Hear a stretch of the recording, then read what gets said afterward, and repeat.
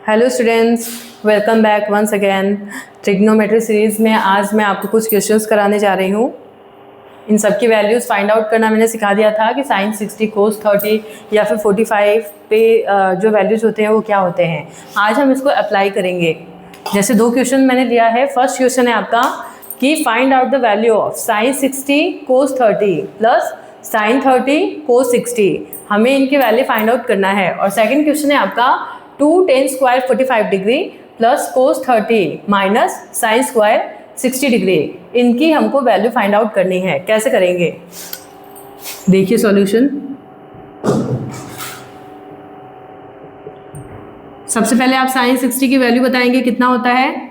Sign 60 की value होता है, पहले हम वैल्यू लिख लेते हैं। Sine 60 degree equals to √3/2।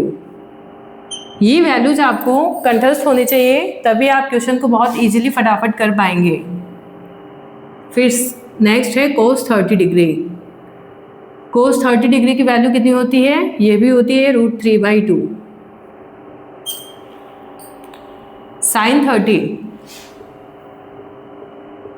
Sign 30 degree की वैल्यू क्या होती है, 1/2। And cos 60 degree, cos 60 degree की वैल्यू भी होती है आपकी 1/2।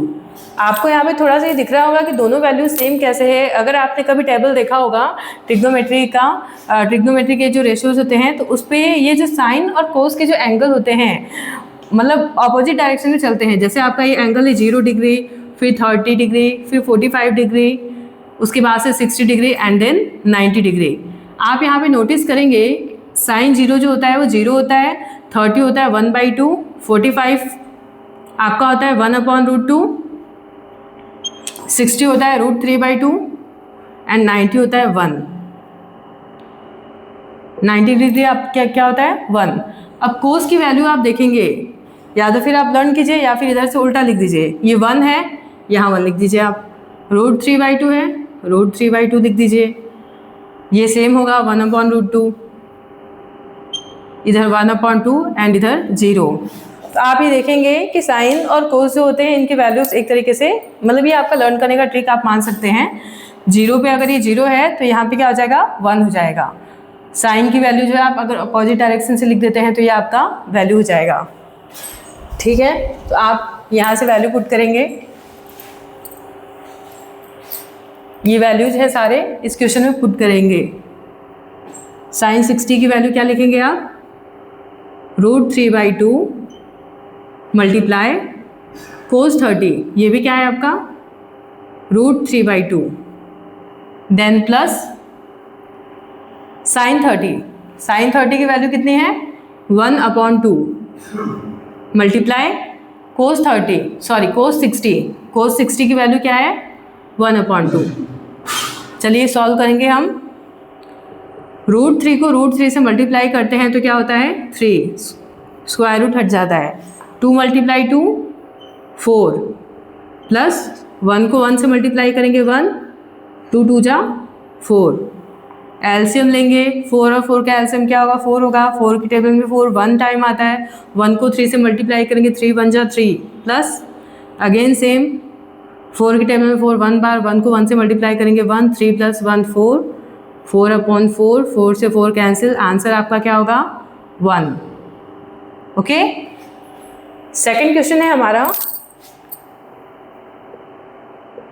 देखिए 2 tan स्क्वायर 45 डिग्री। इसमें भी हम सबसे पहले वैल्यू पुट करते हैं। वैल्यू लिखते हैं पहले। tan 45 डिग्री की वैल्यू क्या होती है, tan 45 की वैल्यू आपकी होती है 1।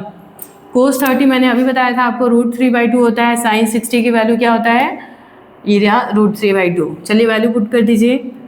2 मल्टीप्लाई tan स्क्वायर 45 डिग्री, यानी स्क्वायर है तो यहाँ पे हम क्या करेंगे 1 पे स्क्वायर लगा देंगे, प्लस कोस 30 डिग्री।